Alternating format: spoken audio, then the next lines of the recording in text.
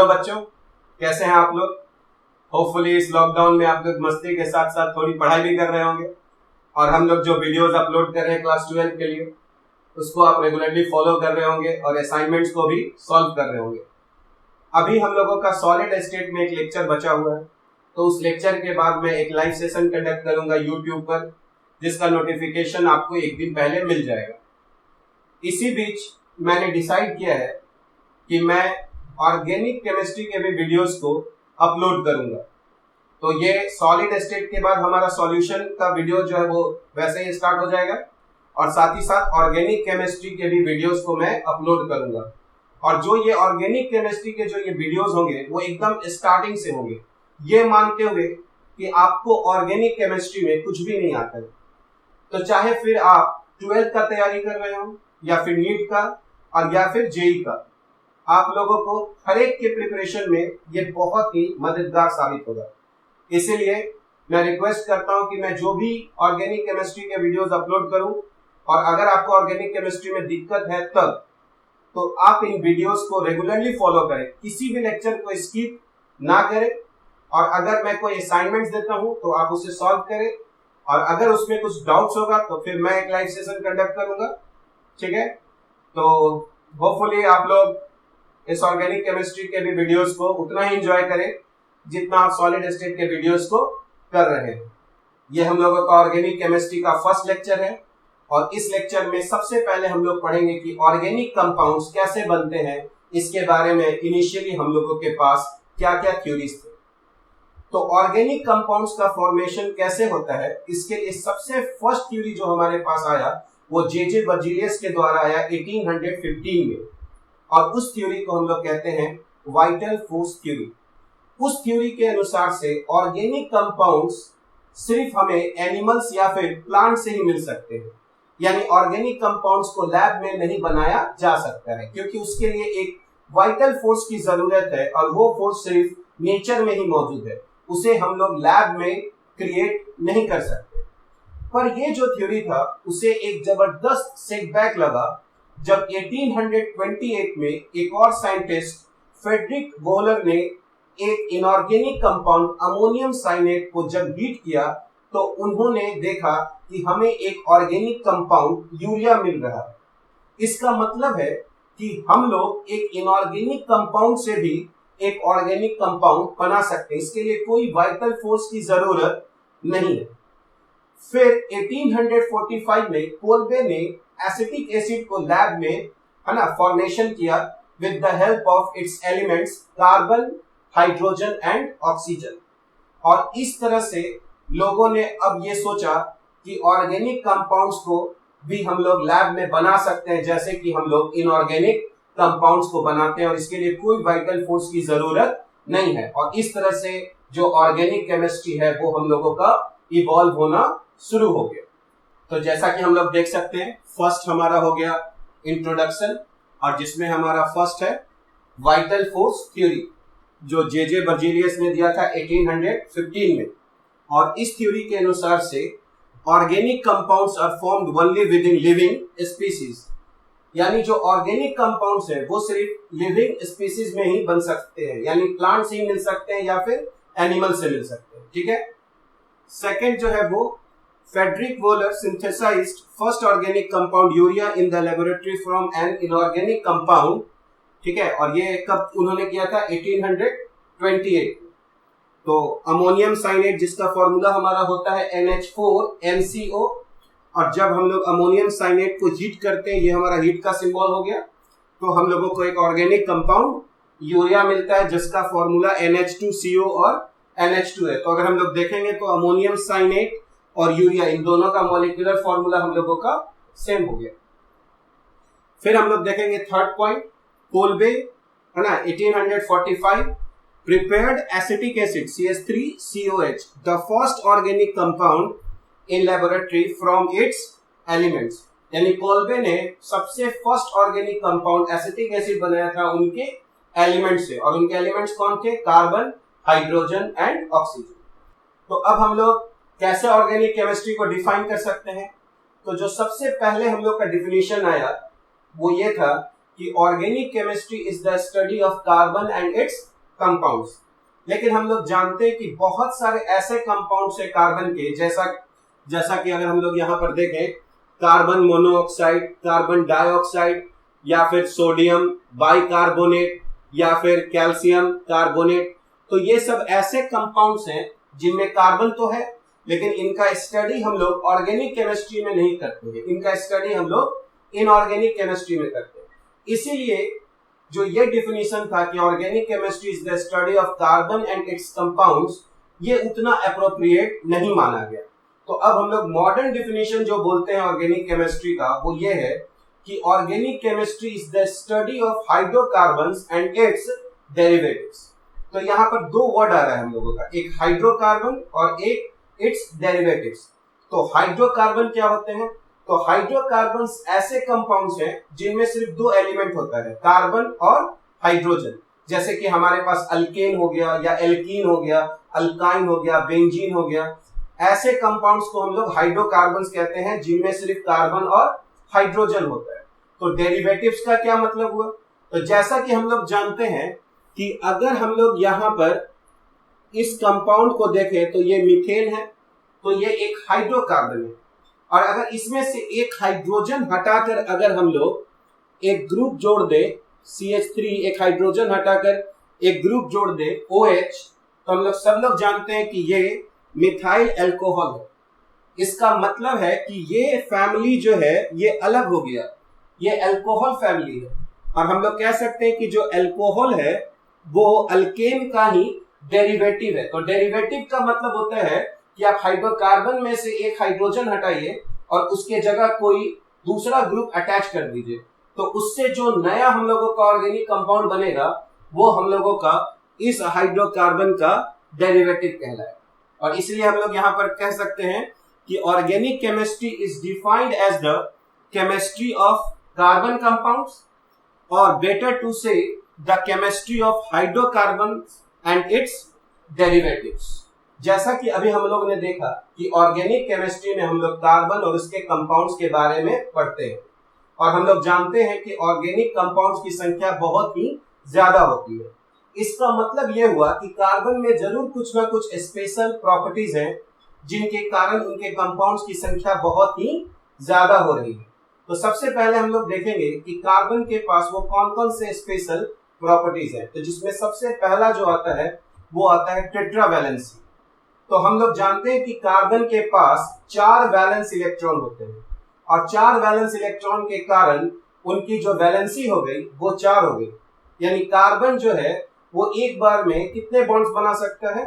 तो हम लोग कहेंगे कि कार्बन जो है वो एक बार में 4 बॉन्ड बना सकता है। तो ये उसका एक यूनिक प्रॉपर्टीज है कि जो कार्बन है वो हमारा क्या होता है, टेट्रा वैलेंसी होता है। और इसको हम लोग ऐसे दिखाते हैं कि कार्बन जो है वो टेट्रा वैलेंट है, वो एक बार में 4 एटम के साथ जुड़ सकता है। ठीक है। दूसरा जो स्पेशल प्रॉपर्टी है वो है कैटिनेशन प्रॉपर्टी। कैटिनेशन प्रॉपर्टी क्या होता है? तो कैटिनेशन का मतलब क्या होता है? The ability of self linking. तो कार्बन एटम्स जो है वो अपने साथ बहुत ही स्ट्रॉन्ग बॉन्ड्स बनाते हैं, यानी कार्बन कार्बन बॉन्ड का स्ट्रेंथ जो है वो बहुत ही ज्यादा होता है, जिसके कारण कार्बन में आपस में जुड़ने की एक टेंडेंसी जो है वो डेवलप हो जाती है। तो कार्बन जो है वो अपने साथ जुड़कर एक स्ट्रेट चेन भी बना सकते हैं, साथ ही साथ वो ब्रांच चेन भी बना सकते हैं, और साथ ही साथ कार्बन जो है वो आपस में जुड़कर रिंग भी बना सकते हैं। तो कार्बन के इसी प्रॉपर्टी को हम लोग कैटिनेशन प्रॉपर्टी कहते हैं, the ability of self linking, आपस में जुड़ने की क्षमता। और कार्बन क्यों आपस में जुड़ते हैं? क्योंकि उनके बीच में स्ट्रॉन्ग बॉन्ड बनता है। तो कार्बन कार्बन का बॉन्ड स्ट्रॉन्ग होता है और इसीलिए उनमें कैटिनेशन प्रॉपर्टी होता है। वो अपने साथ जुड़कर स्ट्रेट चेन बनाते हैं, या फिर ब्रांच चेन बना सकते हैं, या फिर वो रिंग का भी फॉर्मेशन कर सकते हैं। तो कार्बन का जो सेकंड प्रॉपर्टी हुआ वो हुआ कैटिनेशन प्रॉपर्टी। थर्ड प्रॉपर्टी जो है वो है ability to form multiple bonds. Carbon जो है वो अपने साथ डबल या ट्रिपल बॉन्ड बना सकते हैं। जैसे कि हम लोग जानते हैं एल्कीन में कार्बन कार्बन डबल बॉन्ड होता है, और साथ ही साथ अगर हम लोग अल्काइन में देखें तो कार्बन कार्बन ट्रिपल बॉन्ड होता है। तो इसके कारण भी कार्बन के कंपाउंड्स की संख्या बहुत ज्यादा होगी। एक तो कार्बन अगर सिंगल बॉन्ड से जुड़ रहा था तो अल्केन बन रहा था, लेकिन वो अब डबल बॉन्ड से जुड़ने लग गया तो एल्कीन का भी फॉर्मेशन होने लग गया। अगर वो ट्रिपल बॉन्ड से जुड़ा तो अल्काइन बनने लग गया। और सिर्फ कार्बन अपने ही साथ डबल या ट्रिपल बॉन्ड नहीं बना पाता है, कार्बन जो है वो ऑक्सीजन के साथ भी डबल बॉन्ड बनाता है, नाइट्रोजन के साथ भी डबल बॉन्ड बनाता है। इनफैक्ट कि कार्बन नाइट्रोजन के साथ ट्रिपल बॉन्ड भी है ना बनाता है। और हम लोग केमिकल बॉन्डिंग में जानते हैं कि जो छोटे एटम्स होते हैं उनमें ज्यादा टेंडेंसी होता है मल्टीपल बॉन्ड बनाने का, क्योंकि उनके ऑर्बिटल्स एक दूसरे के नजदीक होते हैं। और यही कारण है कि जो कार्बन है वो काफी आसानी से मल्टीपल बॉन्ड्स बना लेते हैं। अब हम लोग अगर फोर्थ प्रॉपर्टी के बारे में बात करें तो कार्बन का जो है वो यूनिक वैल्यू ऑफ इलेक्ट्रोनिगेटिविटी होता है। इलेक्ट्रोनिगेटिविटी किसे कहते हैं? The tendency of an atom to attract its shared pair of electrons towards itself. तो अगर कोई एटम अपने बॉन्डिंग इलेक्ट्रॉन्स को अपनी ओर अगर ज्यादा खींच रहा है तो हम लोग कहेंगे कि उस एटम का इलेक्ट्रोनिगेटिविटी ज्यादा है। तो जिस एटम का इलेक्ट्रोनिगेटिविटी ज्यादा होता है उनमें इलेक्ट्रॉन लेने का टेंडेंसी डेवलप होता है, और जिस एटम का इलेक्ट्रोनिगेटिविटी कम होता है उनमें इलेक्ट्रॉन देने का टेंडेंसी डेवलप होता है। इसीलिए मेटल जो है वो इलेक्ट्रॉन्स देते हैं क्योंकि उनका इलेक्ट्रोनिगेटिविटी कम होता है, और नॉन मेटल्स जो है वो इलेक्ट्रॉन लेते हैं क्योंकि उनका इलेक्ट्रोनिगेटिविटी ज्यादा होता है। पर कार्बन का जो इलेक्ट्रोनिगेटिविटी है वो ना बहुत कम है और ना बहुत ही ज्यादा है। अगर हम लोग पॉलिंग स्केल पर देखें तो कार्बन का जो इलेक्ट्रोनिगेटिविटी है वो 2.5 है, जबकि फ्लोरीन का जो है वो 4.0 होता है। ठीक है, तो इसका ये मतलब हुआ कि कार्बन का जो इलेक्ट्रोनिगेटिविटी है वो इंटरमीडिएट है, बीच में है, जिसके कारण कार्बन आसानी से कोहेरेंट बॉन्ड बना सकते हैं। तो इसके कारण जो है वो कार्बन के कंपाउंड्स की संख्या बहुत ही ज्यादा हो जाती है। तो कौन कौन से स्पेशल प्रॉपर्टीज हुए कार्बन के? टेट्रावैलेंसी हो गया फर्स्ट, सेकंड जो है वो कैटिनेशन प्रॉपर्टी हो गया, थर्ड जो है वो ability to form multiple bonds हो गया, और फोर्थ जो है वो है हमारा यूनिक वैल्यू ऑफ इलेक्ट्रोनिगेटिविटी, जिसके कारण जो है वो कार्बन के कंपाउंड्स की संख्या बहुत ही ज्यादा हो जाती है। अब हम लोग एक बहुत इंपॉर्टेंट कॉन्सेप्ट डिस्कस करेंगे जो कि है वैलेंस इलेक्ट्रॉन्स। तो वैलेंस इलेक्ट्रॉन्स क्या होता है? तो किसी भी एटम के आउटर मोस्ट ऑर्बिट या शेल में जितने इलेक्ट्रॉन्स की संख्या होती है उसी को हम लोग उस एटम का वैलेंस इलेक्ट्रॉन्स कहते हैं। जैसा कि हम लोग देखें यहां पर लिखा गया है valence electrons, number of electrons present in the outermost shell या फिर ऑर्बिट। तो अगर हम लोग यहां पर कुछ एग्जांपल्स देखें तो फर्स्ट एग्जांपल है हाइड्रोजन। तो हम लोग जानते हैं कि हाइड्रोजन का एटॉमिक नंबर 1 होता है, और फर्स्ट ऑर्बिट में हम लोग जानते हैं कि 2 इलेक्ट्रॉन्स रहते हैं। इसीलिए जो हाइड्रोजन का जो 1 इलेक्ट्रॉन है वो किस ऑर्बिट में रहेगा? फर्स्ट ऑर्बिट में, और वही हाइड्रोजन का आउटर मोस्ट ऑर्बिट भी हुआ। और यही कारण है कि हम लोग कहेंगे कि हाइड्रोजन के पास कितने वैलेंस इलेक्ट्रॉन है? 1। और हाइड्रोजन को अपने जो नजदीक के इनर्ट गैस है हीलियम, उसके इलेक्ट्रॉनिक कॉन्फ़िगरेशन को एक्वायर करने के लिए एक और इलेक्ट्रॉन की जरूरत है, क्योंकि हीलियम का एटॉमिक नंबर 2 होता है। और यही कारण है कि हाइड्रोजन हमेशा ऑर्गेनिक कंपाउंड में एक ही बॉन्ड बनाता है, क्योंकि उसको एक ही इलेक्ट्रॉन की जरूरत है। अब अगर हम लोग दूसरा एग्जांपल देखें कार्बन, तो जैसा कि हम लोग जानते हैं कार्बन का जो एटॉमिक नंबर होता है वो 6 होता है।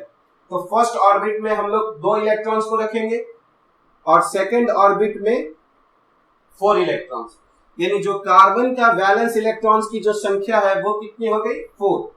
और कार्बन को अपना ऑक्टेट पूरा करने के लिए कितने इलेक्ट्रॉन्स की और जरूरत है? 4। यानी ऑर्गेनिक कंपाउंड्स में हमेशा कार्बन कितना बॉन्ड बनाएगा? 4, क्योंकि उसको ऑक्टेट पूरा होने के लिए 4 और इलेक्ट्रॉन्स की जरूरत है।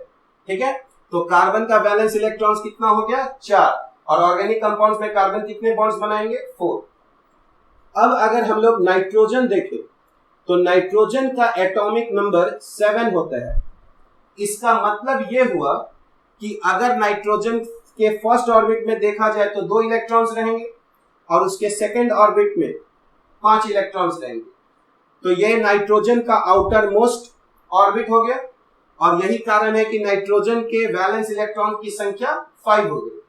अब अगर हम लोग देखें तो नाइट्रोजन को ऑक्टेट पूरा करने के लिए 3 और इलेक्ट्रॉन्स की जरूरत है, और यही कारण है कि नाइट्रोजन ऑर्गेनिक कंपाउंड्स में हमेशा 3 बॉन्ड बनाता है, और हर बॉन्ड में वो अपना एक एक इलेक्ट्रॉन देता है। तो नाइट्रोजन 5 में से 3 इलेक्ट्रॉन बॉन्डिंग में वो खर्च कर देता है, तो 2 इलेक्ट्रॉन उसके पास बच जाता है, जिसको हम लोग नॉन बॉन्डिंग इलेक्ट्रॉन्स कहते हैं। तो अगर कोई पूछता है कि नाइट्रोजन के पास कितने नॉन बॉन्डिंग इलेक्ट्रॉन्स है, तो हम लोग कहेंगे 2, और उसी को हम लोग एक लोन पेयर भी बोलते हैं।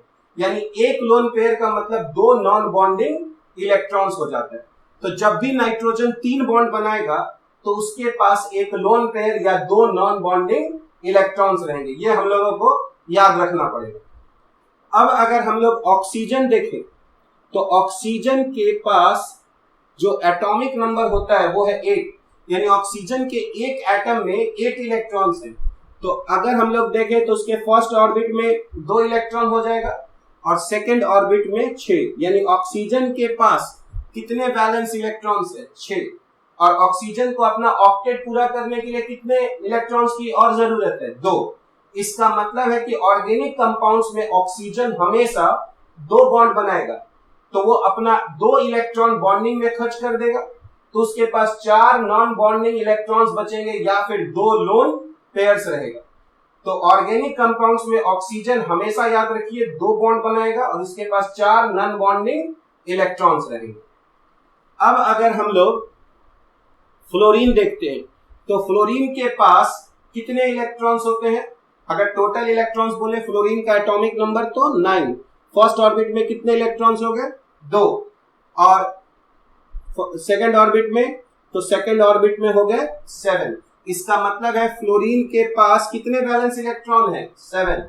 और उसको अपना ऑक्टेट पूरा होने के लिए कितने इलेक्ट्रॉन की और जरूरत है? 1। और इसीलिए फ्लोरीन हमेशा ऑर्गेनिक केमिस्ट्री में एक बॉन्ड बनाएगा।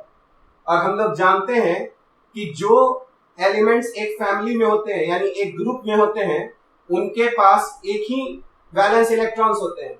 और हम लोग जानते हैं कि फ्लोरीन जो है उसके ठीक नीचे पीरियोडिक टेबल में क्लोरीन है, फिर ब्रोमीन है और फिर आयोडीन है, और ये ग्रुप 17 के एलिमेंट्स कहलाते हैं जिनको हम लोग हैलोजेंस बोलते हैं। यानी कि अगर फ्लोरीन के पास वैलेंस इलेक्ट्रॉन की संख्या 7 है तो क्लोरीन, ब्रोमीन और आयोडीन सभी के पास कितने वैलेंस इलेक्ट्रॉन्स है? सिर्फ और सिर्फ 7। और यही कारण है कि जितने भी हैलोजेंस होते हैं वो ऑर्गेनिक केमिस्ट्री में सिर्फ एक ही बॉन्ड बनाता है, क्योंकि उनके ऑक्टेट पूरा होने के लिए उनको सिर्फ एक ही इलेक्ट्रॉन की जरूरत है। तो जैसा कि हम लोग देख रहे हैं ऑर्गेनिक केमिस्ट्री में अगर हम लोग कंपाउंड्स के बारे में बात करें, है ना, जहां पर कोई चार्ज नहीं है, तो अगर कंपाउंड्स के बारे में बात करें तो हाइड्रोजन हमेशा एक बॉन्ड बनाएगा, कार्बन हमेशा 4 बॉन्ड बनाएगा, नाइट्रोजन हमेशा 3 बॉन्ड बनाएगा और एक लोन पेयर रहेगा, ऑक्सीजन हमेशा 2 बॉन्ड बनाएगा और 2 लोन पेयर रहेगा, और फ्लोरीन हमेशा या हेलोजन हमेशा 1 बॉन्ड बनाएगा और उनके पास 3 लोन पेयर्स रहेंगे। जैसा कि अगर मैं यहां पर एक एग्जांपल लूं, अगर हम लोग ऐसा लिखते हैं CH3 यहां पर, और उसके बाद यहां पर C और यहां पर H2, और अगर यहां पर हम लोग OH रखते हैं, तो अगर हम लोग यहां पर देखें तो कार्बन जो है वो 4 बॉन्ड बना रहा है, हर हाइड्रोजन जो है वो यहां पर 1 बॉन्ड बना रहा है, और यहां पर ऑक्सीजन को देख रहे हैं कि ये 2 बॉन्ड बना रहा है। तो ये हम लोग को जानना चाहिए कि इस ऑक्सीजन के पास अभी 2 लोन पेयर्स, ये हम लोग को लिखने आना चाहिए ताकि हम लोग को पता चल जाए कि यहां पर लोन पेयर है, यानी ये ऑक्सीजन एटम के पास एक्सेस इलेक्ट्रॉन्स है, ये किसी को दे सकता है। जैसे कि अगर एक और एग्जांपल के बारे में हम लोग बात करें, यहां पर CH3, यहां पर CH3 और यहां पर C, ट्रिपल बॉन्ड, यहां पर अगर N हम लोग देखें तो क्या कहीं पर लोन पेयर है? अगर हम लोग यहां पर देखना चाहें तो ये कार्बन 4 बॉन्ड बना रहा है, 3 हाइड्रोजन के साथ और एक ये कार्बन के साथ, हर हाइड्रोजन यहां पर 1 बॉन्ड बना रहा है, ये कार्बन भी 3 बॉन्ड इधर और 1 बॉन्ड इधर, 4 बॉन्ड बना रहा है, पर नाइट्रोजन यहां पर 3 बॉन्ड बना रहा है। और हम लोग जानते हैं कि जब भी नाइट्रोजन 3 बॉन्ड बना रहा है तो एक एक इलेक्ट्रॉन हर बॉन्ड में दिया है। इसका मतलब है यहाँ नाइट्रोजन के पास जरूर एक लोन पेयर हो। अगर मैं एक और एग्जांपल लूं, यहां पर CH3 यहां पर, और यहां पर C डबल बॉन्ड O, और यहां पर C, यहां पर H, और यहां पर OH, ठीक है, यहां पर OH, और यहां पर C डबल बॉन्ड N और H, और यहां पर भी एक हाइड्रोजन। अगर हम लोग देखें कि क्या कहीं पर लोन पेयर है, तो ये कार्बन तो 4 बॉन्ड बना रहा है, हाइड्रोजन 1 बॉन्ड बना रहा है, ये कार्बन 4 बॉन्ड बना रहा है, 2 बॉन्ड यहां और ये डबल बॉन्ड, तो कार्बन 4 बॉन्ड बना रहा है।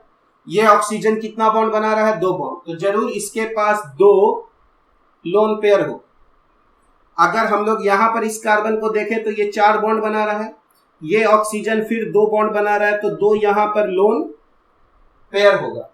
उसी तरह ये कार्बन देखें तो 1 बॉन्ड 2 बॉन्ड 2 4 बॉन्ड बना रहा है।